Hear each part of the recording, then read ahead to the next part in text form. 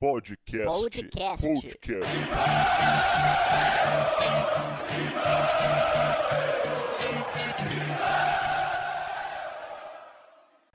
Pois é, começando mais uma edição do Podcast Mão, podcast número 98, o primeiro desta semana. Na segunda-feira nós não gravamos o Podcast Mão, pois o Corinthians jogou na segunda-feira e, aliás, venceu o Vitória. Venceu o Vitória é ótimo, hein? Podcast número 98, pré-jogo do Corinthians contra a Ponte Preta. Foi uma semana cheia dentro de campo, com a partida de segunda-feira e agora a partida de sábado, e uma semana cheia também fora das quatro linhas. Muito assunto pra gente comentar, por isso eu já dou meu boa noite, boa tarde, bom dia a Rodrigo Vessone. Tudo bem, Vessone?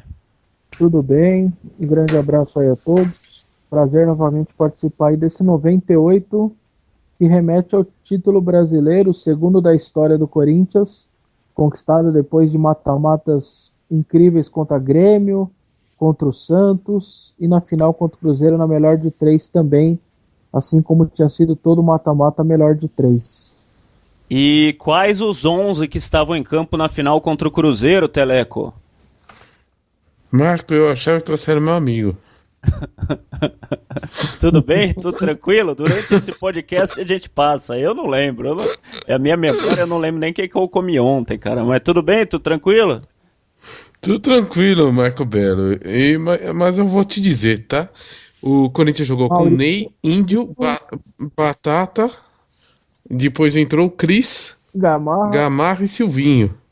Ricardinho, depois entrou o Amaral, né? O Amaral é aquele Amaral do olho meio caído, certo? E Vampeta, Rincon e Marcelinho. Ataque Edilson e Mirandinha.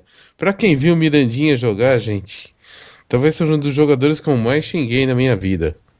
O melhor desse time disparado era o Mirandinha, né, Vessone?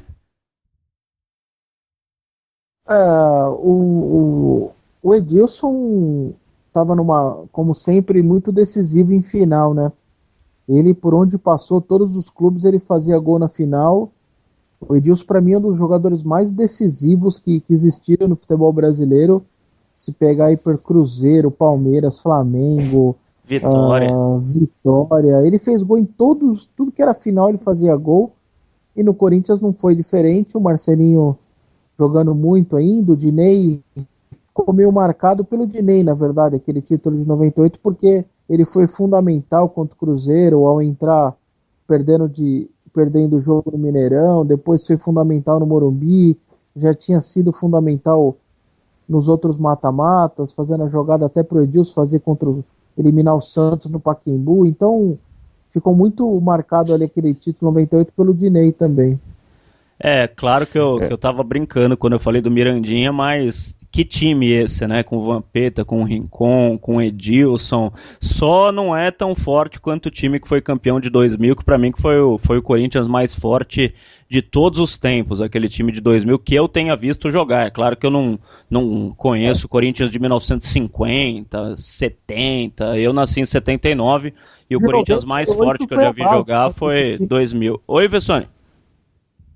Não, de 98 formou a base para esse Super Corinthians de 99 e 2000, porque aí foram chegando jogadores, tipo Luizão, virou centroavante. Fábio Luciano. Então foram chegando jogadores que foram complementando esse time aí, né?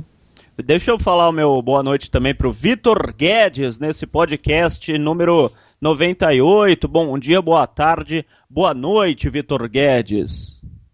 Olá, bom dia, boa tarde, boa noite, ouvintes do Podcast Mão, meus amigos de mesa, enfim, animado pela saída do André e indignado pela saída do Bruno Henrique, não pela saída dele, mas pela falta de planejamento, mas a gente falará muito sobre isso no programa, tá certo?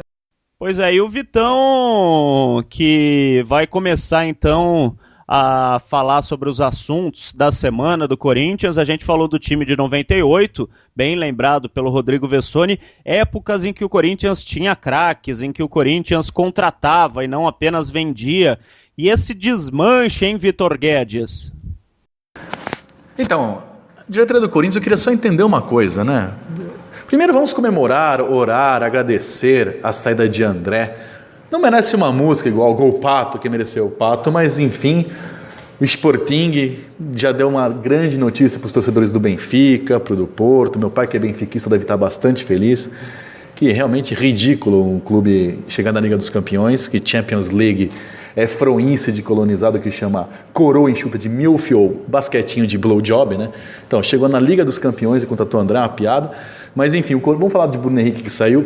Bruno Henrique que não é o Roberto Belangeiro, que não é o Rincon, né? Não é nem o Ralf, mas vinha sendo o jogador mais regular do Corinthians do Campeonato Brasileiro, né? Enfim, saiu, foi vendido, ok, tinha um percentual pequeno de venda, mas fica a questão. No lugar do Bruno Henrique não podia jogar o Maicon, porque o que o Maicon está fazendo na Ponte Preta? Não poderia ser testado o Marcial? Ou o William serve para alguma coisa nessa troca esdrúxula que foi feita no começo do ano? Sei que eles são novos, Marcial é novo, Maicon é novo. Eu queria saber o seguinte: Jean, 21 anos do Paraná, Série B, tem mais experiência, mais condição de entrar no time do Corinthians do que os garotos da base que foram feitos no Corinthians? Realmente não dá para entender o que aconteceu nessa transferência, enfim. Agora, Luciano, André, enfim, como o Pato, não dá para reclamar que já vão tarde, não vão fazer a menor falta. Vai chegar o Gustavo. O Gustavo, artilheiro da Série B, também é outra coisa. Corinthians, 218 milhões de títulos na Copa São Paulo. Atual vice-campeão. Teve aquele Isaac do Botafogo, que foi vice-campeão contra o Corinthians ano retrasado. Eles também não têm uma chance? Será que todo mundo é pior do que jogador da Série B? Enfim, eu não consigo entender essa lógica da diretoria do Corinthians, enfim. Bom, o Corinthians está em terceiro lugar, é mais difícil entender isso, as coisas não estão sendo claras no Corinthians neste ano. Pois é, Vessone, o Vitão desabafando aí sobre os jogadores que saíram. O André, ele não está muito triste, né, com a saída do André, mas com as saídas também do Bruno Henrique e do Luciano, e chegando Jean e Gustavo, duas apostas, dois jogadores que ninguém sabe se vai dar certo, se não vai dar, e saindo um jogador, o Bruno Henrique, que foi muito perseguido pela torcida, mas para mim é o jogador mais regular do Corinthians nessa edição do Campeonato Brasileiro, e as duas porcarias, Luciano e André, que não vão fazer falta nenhuma, Vessone. O Corinthians o torcedor tem que lamentar muito a perda do Bruno mesmo. Ele para mim só não é o mais regular e o melhor do Corinthians porque eu voto no Wendel. Eu acho que o Wendel está fazendo um grande campeonato, super regular, ele não saiu do time, não tomou o terceiro amarelo ainda, aliás está pendurado. Várias jogadas de gol passaram pelos pés dele, foi assim no último jogo contra o Vitória. Enfim, acho que o Bruno só não é melhor do que o Wendel no campeonato, digo de regularidade. O Wendel não está brilhando, mas ele está fazendo um ótimo campeonato. E o Bruno era um jogador adaptado ao clube, à torcida, ao estádio, ao ambiente de tudo. Chegou em 2014, tinha 2 anos de clube. Então, a minha lamentação não é nem só pelo Bruno, mas é de perder um jogador com toda essa adaptação. Assim, você constrói equipes vencedoras e você constrói momentos vencedores quando você mantém jogadores por um bom tempo, como é o que aconteceu agora em relação ao Bruno Henrique. Por exemplo, o time campeão do mundo de 2012, por exemplo, ele foi montado, muito deles, em 2008, com o time da Série B. Lá estavam Jorge Henrique, Alessandro, o Júlio estava no banco. Então, assim, você monta momentos vitoriosos dessa maneira. Não é ficar trocando jogador a cada 6 meses, como o São Paulo faz nos últimos anos, Botafogo faz. Você não vai chegar a lugar nenhum. Então, acho que isso daí é o mais preocupante. Então, o Luciano, com todos os defeitos que ele tinha, ele também chegou em 2014. Ele também tinha 2 anos de clube. Então, já estava acostumado. É o terceiro artilheiro da Arena. Então, parece que não, mas você não pode ficar abrindo mão desses jogadores que já tem uma trajetória no clube, como, por exemplo, agora. Você trouxe um monte de jogador novo, o Giovanni Augusto ainda vai brilhar com a camisa do Corinthians, o Marquinhos, tenho certeza também. Eu acho que basta um pouco mais de tempo no clube, e isso daí você precisa dar tempo. Então, você ficar perdendo muito jogador aí que tem 2, 3 anos de clube, é muito ruim. Não é por acaso que o Corinthians ainda faz um ano bom, apesar de ano bom em termos de resultados. Assim, ainda não teve título, tem 2 chances pela frente, mas do tipo, você tem o Romero que chegou em 14, o Bruno Henrique 14, o Luciano 14, o Fagner 14, o Cássio 12, o Wendel 14, o Elias já 2 passagens, e também agora em 14. Então, se você parar para pensar, é um time de 2 anos de Corinthians, o Danilo desde 1910, de 2010. Então, assim, é esse tipo de coisa que você consegue montar um momento vencedor. Então, o Corinthians tem que se atentar a isso, não ficar perdendo seus jogadores, como essa do Bruno, que vai fazer muita falta. É o vice-artilheiro do Corinthians no Brasileirão, é o maior ladrão de bolas do campeonato todo. Então ele fazia um bom campeonato, vai fazer falta, e o André não deu certo, enfim, bola pra frente. O Corinthians acho que fez uma boa venda, trocando aí pelas 2 parcelas de 1 milhão de euros que tinha com o Sporting. Acho que foi uma boa troca. Teleco, eu concordo em partes com o que disse o Rodrigo Vessone. Eu acho o Luciano um jogador importante se tivesse um bom time. Seria aquele jogador reserva para entrar de vez em quando. Sempre tem aqueles jogadores nota 4 até nota 6 que são importantes nos títulos. Mas para ter título precisa ter jogador nota 8, nota 7, nota 9. Só com jogador nota 4 e nota 6 não adianta nada. Então o Corinthians está formando um time de Lucianos. É nisso que eu discordo do Vessone. Eu acho que o Luciano seria importante se o time tivesse uns caciques. Quando eu vou lá na arena e a torcida grita pelo Romero, me dá arrepio, cara, porque o Romero ser ídolo de um time, esse time não vai ganhar título nenhum, com todo respeito ao Romero. Tem o Cássio, tem o Elias, mas pra mim falta a diretoria formar uma base de jogadores nota 7, 8, que seja, não precisa ser 9, mas que seja nota 8, que tenha um atacante de qualidade, que tenha um meia de qualidade pra levar esse time pra frente, porque só de Luciano não se faz time campeão. Eu acho que outra coisa também, né, que você até pode ter um monte de jogadores nota 5 se você tiver um nota 10 no banco, né? A gente já viu aí times bem medianos, só razoáveis, chegar a alcançar grandes coisas, porque o time era muito bem armado, porque era muito bem treinado, porque tinha uma tática inovadora. Por exemplo, você tem o caso do Audax, né, no Campeonato Paulista.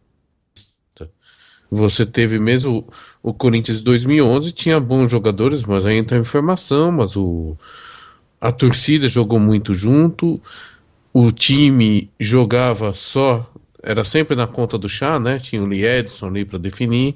Quer dizer, mesmo sem todos os grandes jogadores, se você tiver um treinador muito fantástico, acho que você consegue tocar. E eu acho que esse time aí, esse elenco, é mais ou menos na média do brasileiro. E tudo bem, acho que um dia vai encaixar, mas a gente vai sofrer um pouco. Por enquanto, eu tô achando que ele tá jogando abaixo do que ele pode jogar, esse elenco. Fala, Vessone. Eu concordo com você, Belo, e eu vou por um lado igual o que você tá falando, mas com uma outra particularidade.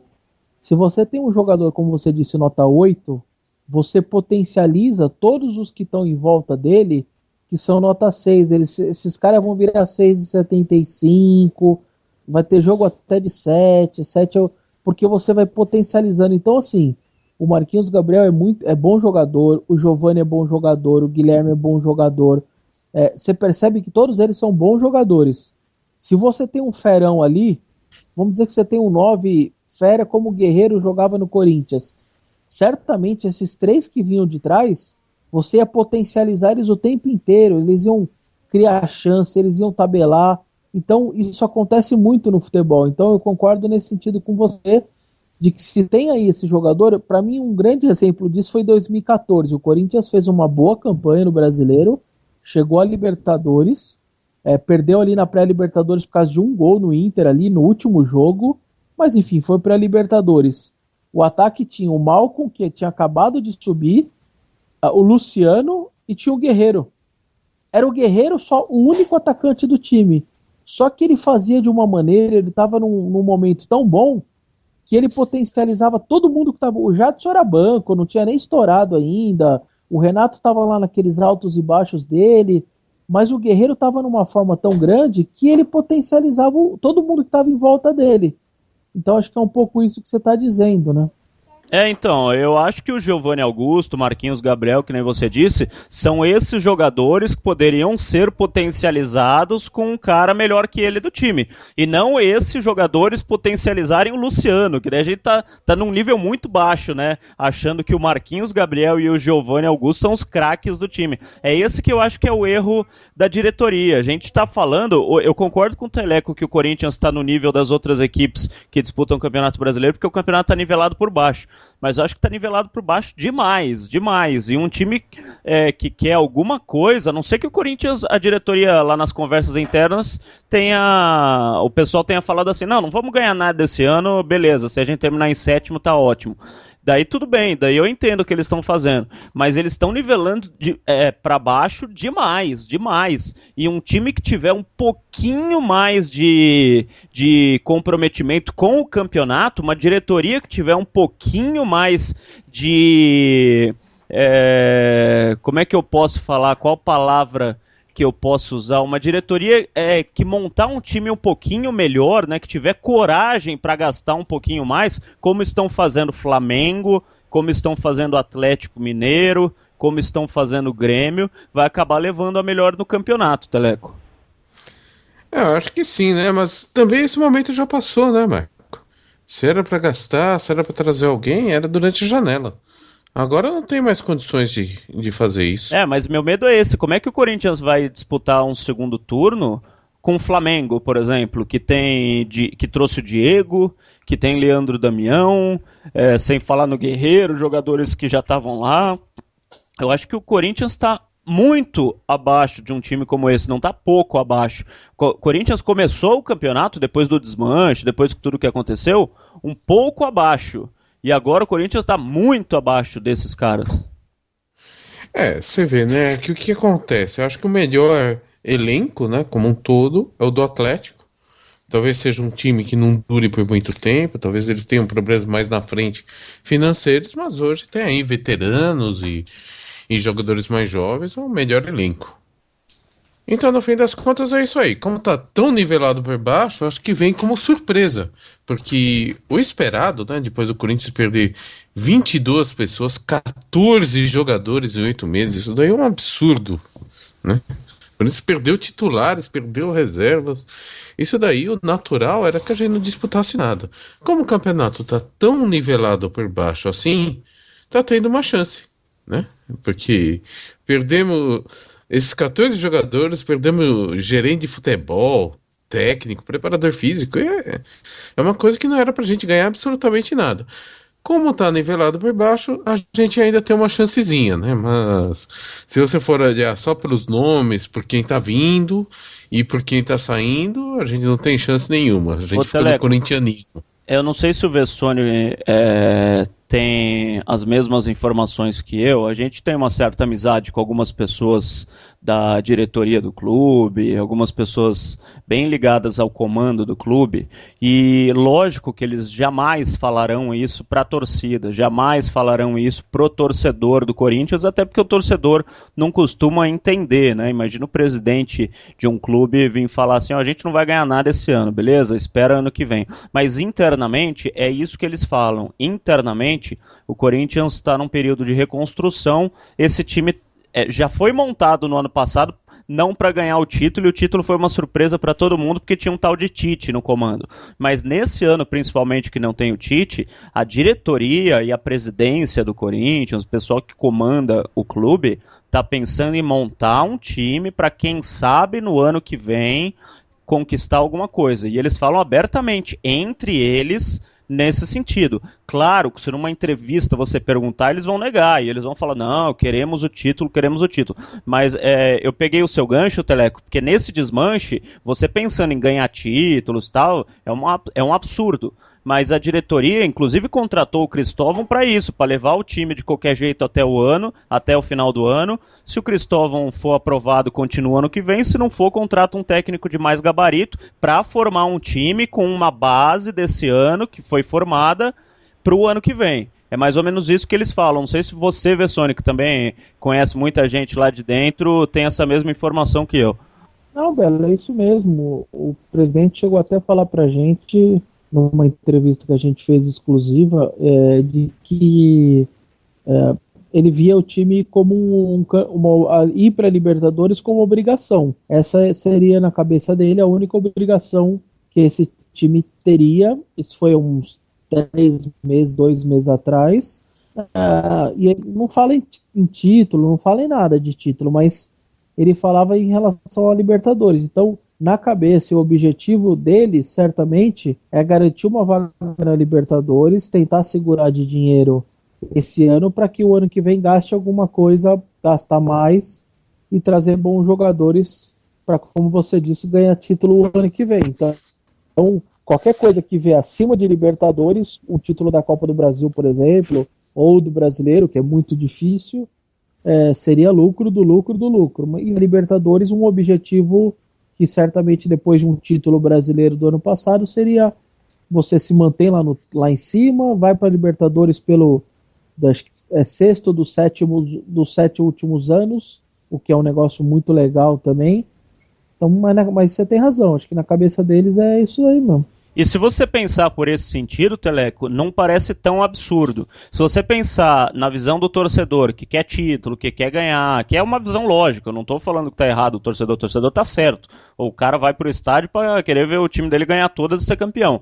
Mas se você pensar na visão do dirigente, um time pro ano que vem, se tiver uma base com o Marquinhos Gabriel, o Giovanni Augusto, o Bruno Henrique seria, né, mas agora saiu, mas vai ter a volta do Maicon, que vai voltar de empréstimo da Ponte Preta com mais bagagem, com o Marlone, de repente mais adaptado à equipe, com o Pedro Henrique já com mais experiência, que é um baita de um zagueiro, Pedro Henrique, do lado do Balbuena, que claro, deve continuar para o ano que vem. Não sei se vai conseguir manter o Fagner, mas o Wendel você deve manter pelo menos uns 7, 8 jogadores desse ano, mais adaptados, com 3 ou 4 caras bons pro ano que vem, é um time de respeito, Teleco. Se você pensar que a diretoria, de repente, esteja fazendo esse tipo de planejamento. Sim, pensando nesse planejamento, sim. Como eu falei, eu estava até conversando com um amigo que, na verdade, é isso daí, né? O Cristóvão deu um certo azar, né? Em outro qualquer situação, estaria ótimo esse terceiro lugar. Mas, como o campeonato está nivelado por baixo, a diferença está muito pequena, dá aquela esperançazinha. Na verdade, acho que se a gente tivesse trazido esses 2 grandes jogadores, né? Ou pelo menos 2 jogadores acima da média na janela, a gente poderia estar disputando aí o título. Se não, a gente acha que pode dar, mas assim, muito de repente. O mais natural, eu acho que seria realmente o quarto, do segundo ao quarto lugar. Só uma coisa que eu acho também engraçado, o Teleco falou alguma coisa agora há pouco que o Cristóvão nessa situação deu um pouco de azar, né? E para mim também um outro azar que ele dá um pouco é em relação ao ano passado, né? Foi um título brasileiro com um time que jogou um futebol absurdo, entendeu?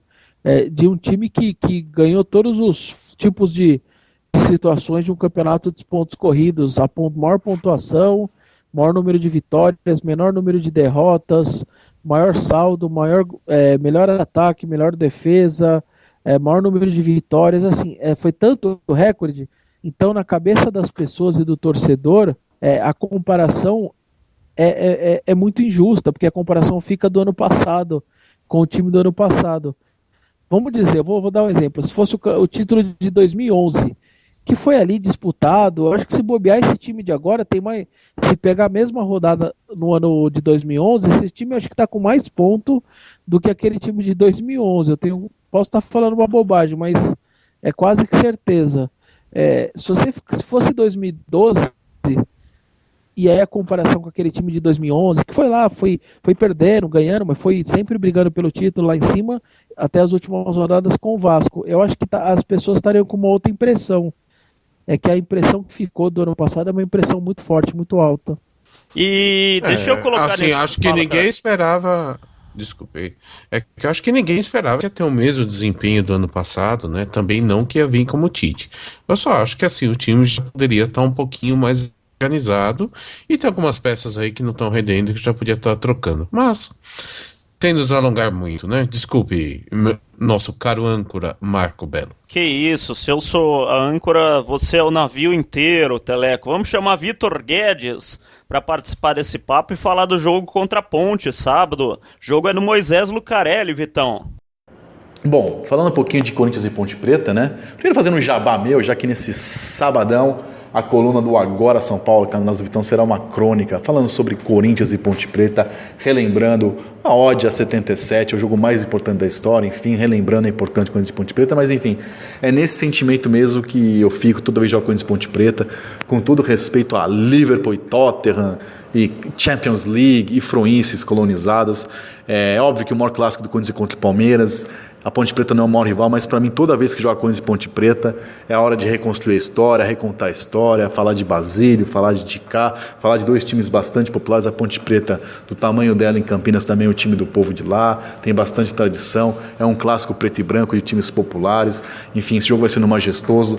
Falando do jogo em si, vai ser um jogo complicadíssimo. A Ponte Preta, que vinha numa fase irregular, empatou com o Palmeiras no campo do Palmeiras no Brasileiro, depois encarou o Galo na Copa do Brasil, trouxe 1-1, tem jogado bem. O Corinthians sofreu horrores, ganhou afora do Vitória, vai ser um jogo complicado, mas enfim, sempre que tiver Corinthians e Ponte Preta, é o dia de relembrar e fazer uma ode a Deus Basílio, que o Corinthians é a alma do povo, como narrou Osmar Santos em 13 de outubro de 1977, enfim, esse é Corinthians e Ponte Preta e Corinthians majestoso. Acho que vai ser um jogo muito complicado, mas acho que toda vez que jogar Corinthians e Ponte Preta, para sempre, ad eterno, até depois da morte, teremos que falar desse jogo, desse histórico 13 de outubro de 77. Agora, o jogo deste sabadão vai ser complicadíssimo, enfim. No meu destaque final, eu dou meu palpite, mas não estou lá muito otimista, como o Teleco, que sempre palpita Chico Lang 5-0, 4-0, vai ser um jogo bem complicado. Pois é, eu acho que contra a Ponte Preta, o Corinthians, apesar de ser fora de casa, tem toda a chance de ganhar. O Corinthians tem um histórico bom contra a Ponte, inclusive lá em Campinas, e apesar do técnico da Ponte Preta, para mim, ser o técnico que seria o ideal para comandar o Corinthians, eu acho que a equipe do Corinthians é muito melhor que a equipe da Ponte, e acho que o Corinthians consegue até uma vitória lá. Não vou nem falar empate fora de casa, porque nessa altura do campeonato empate fora de casa é ruim, ainda mais o Corinthians tendo que voltar a buscar o Palmeiras depois de ter ficado um pouco para trás. Eu chutaria 1-0 pro Corinthians sábado em Campinas, Teleco. Eu acho que dá 1-1. 1-1, você chutaria empate no jogo, então?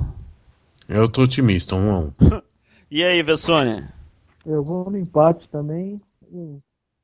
Eu acho que para mim não seria um mau resultado. A Ponte arrancou 2 pontos do Palmeiras fora de casa, vai pegar mais time em casa, ainda vai arrancar mais pontos de muita gente.